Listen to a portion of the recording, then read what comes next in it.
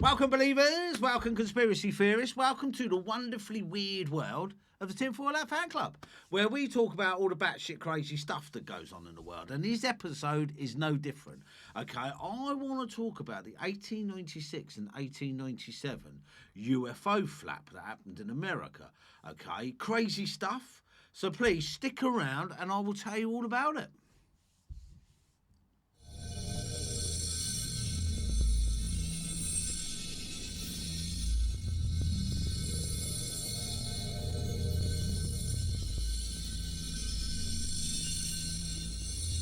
Welcome, believers. Right, now, did you know that between 1896 and 1897, America was buzzed by mysterious airships, often also referred to as the Great Airship Mystery?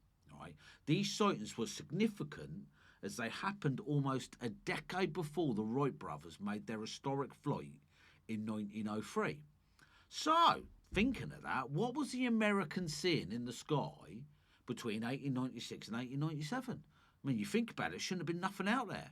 They were obviously aliens, UFOs, UAPs, but they were also referred to as cigar-shaped, right? So I'm going to say what they were seeing there was the cigar-shaped flying saucers, right? Now, ironically, the cigar-shaped flying saucer was first pictured in a photograph in 1870, and I'll stick it up there, right?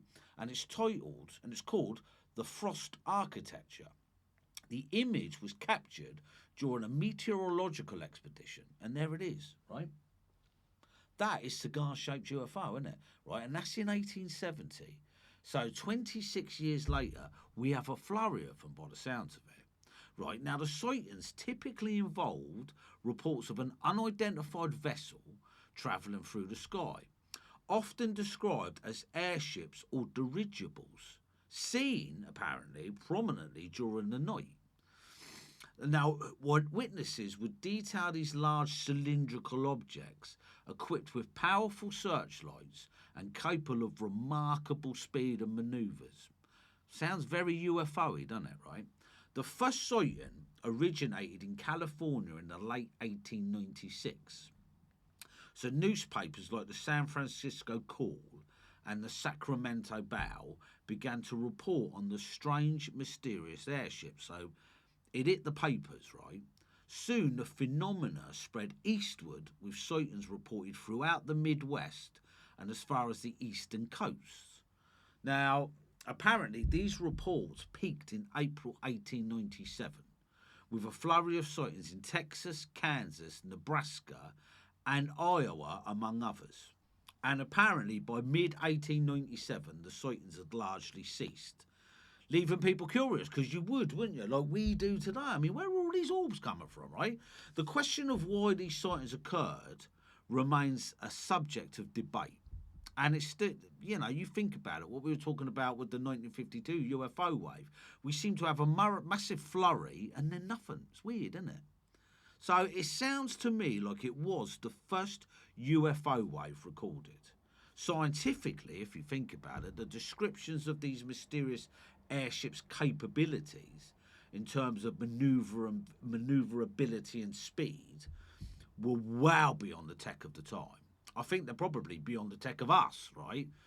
The first dirigible, because they call it dirigibles, but that was the Zeppelin, and that wasn't flown until 1900. So that wasn't flown till 3 years later. So it couldn't have been that.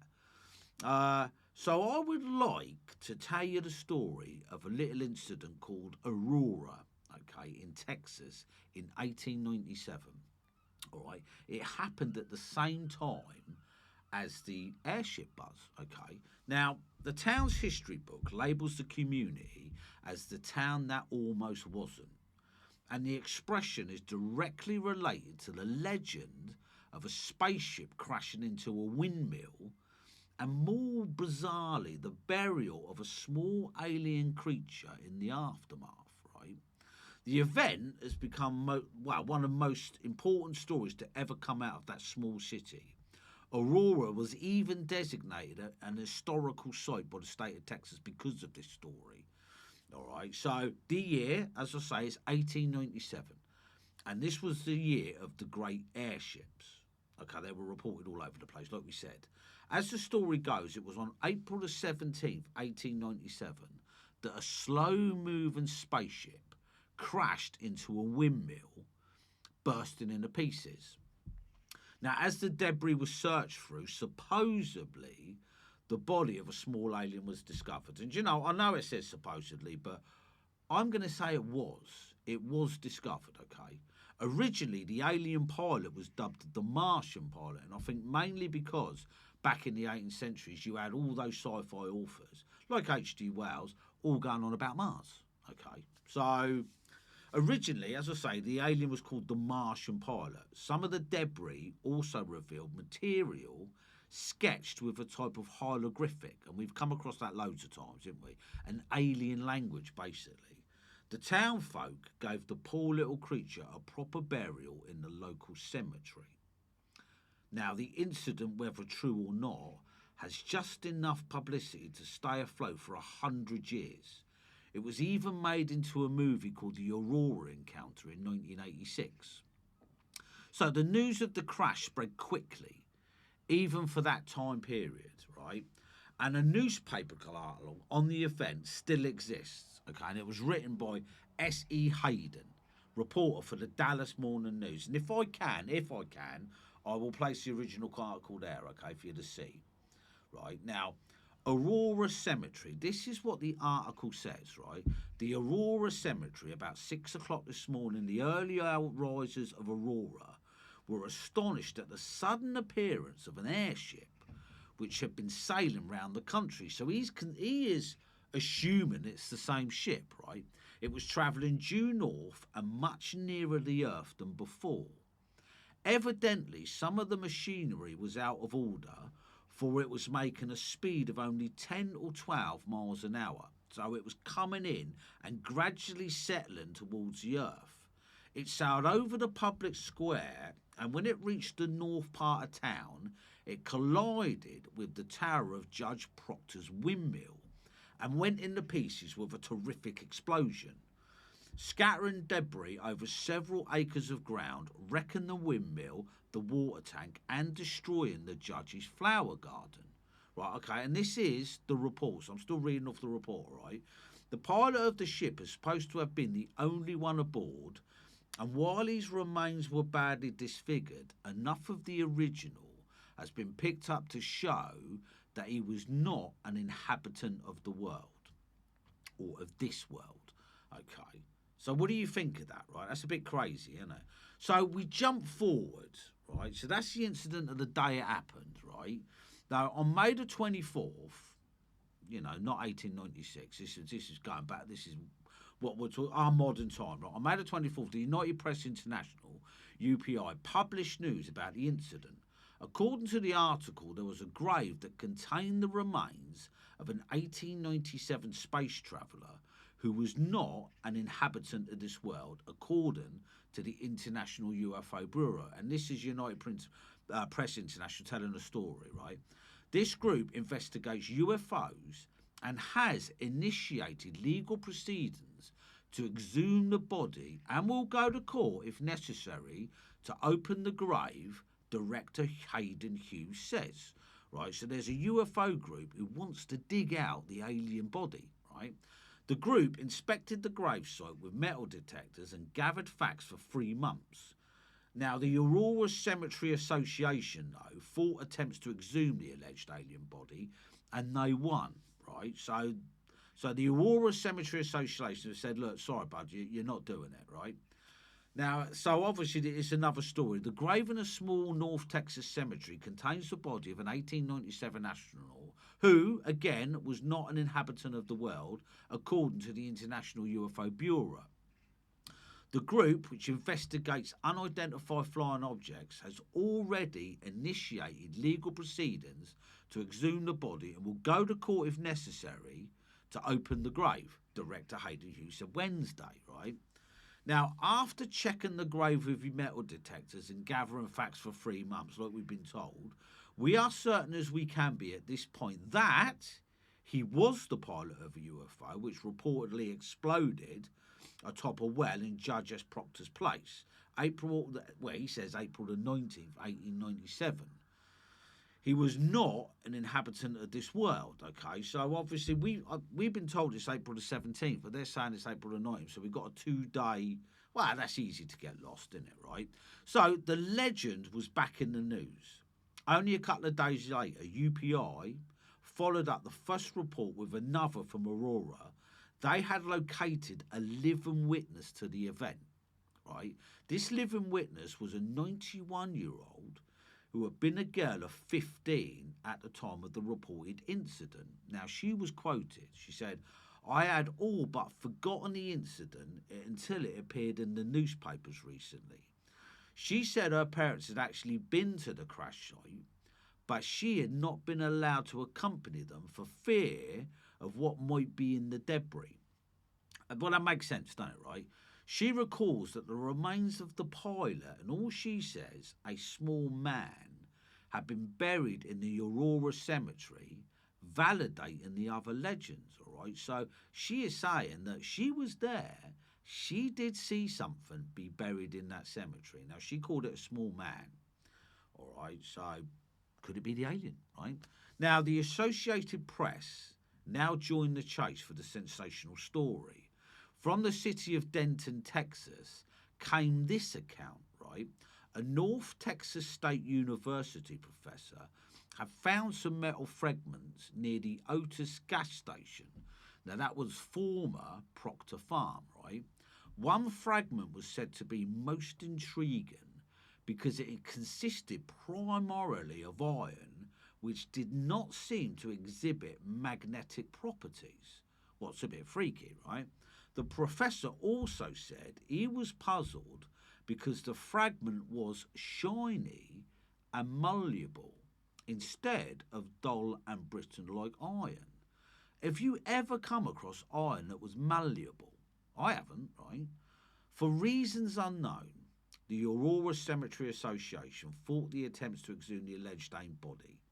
They were successful, and the dead aliens stay a mystery, okay? So we have never been able to get down to that grave, right? The town of Aurora still show traces of military intervention today. And the question must be asked, why would the US military be in the town of Aurora? So even though we haven't mentioned it yet, it sounds to me like the military were involved. Obviously not in 1897, but recently. You know, in the 1940s, right? There was a military presence in Aurora.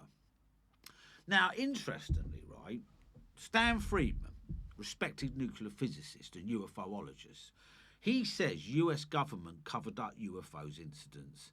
He has investigated UFOs since 1958 for over 50 years in the quest for scientific proof of their existence. Now, the only reason I mention Stan Friedman is he does say something quite interesting, right? He began lectures in 1967. He gave lectures about UFOs to over 700 college and professional organisations in all 50 US states and also abroad. He is convinced that Roswell was covered up by the US military and the government. And I'll tell you why in a minute that's important, right? He says the CIA's MK Ultra was a class 9 operation, right? And I'm just going to go off the cause a little bit because it's important, right?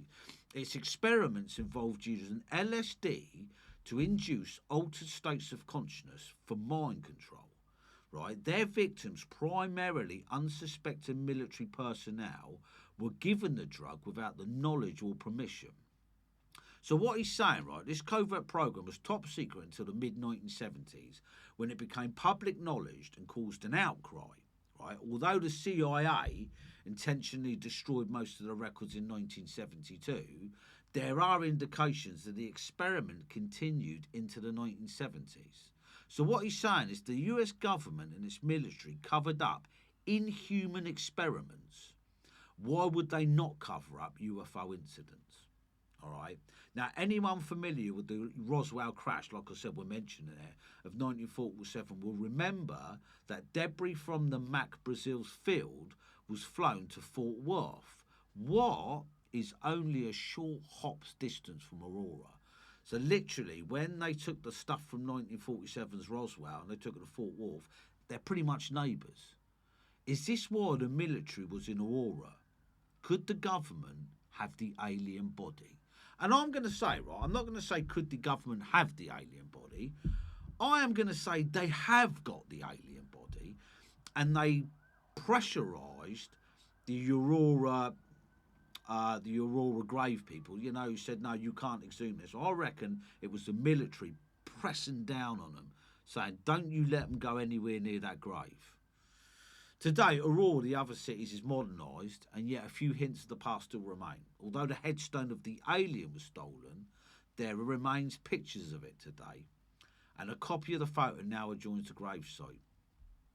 There has been, at times, lobbies to exhume the remains of this little pilot and give it a proper burial with a new headstone. So far, this has not happened. And I'll tell you why it hasn't happened, because the government's nicked the body. I mean, should this little grave be dug up? Of course it should. I think it should, but it's never going to happen. So maybe what we should do is leave it and let the legend of Aurora alone. I believe the government has got the body and would do anything, and I mean anything, to keep that evidence covered up. So, what do you think of the Aurora story? Do you think the government's capable of that? Do you think the government's capable of going into a town, roping it off, digging out a grave, especially if it's an alien one, nicking it, taking it somewhere secret, and then pressurising everyone not to say anything? I will do that. I believe that happens. So, do you think it really did happen in 1897? Was that a UFO crash? I mean, couldn't have been anything else in the air at the time, eh? So, look, the Aurora. What do you think? Drop me a line. Tell me what you think. Whatever crashed into that windmill or that watermill or in Proctor's farm, right, it was flying. What means nothing should have been flying in those days. So that could have only been one thing, a UFO. Well, look, thanks for sticking around. I appreciate it. Please like and subscribe and leave a comment. And I will catch you on the next one. The Tinfoil Hat Fan Club. Thanks very much.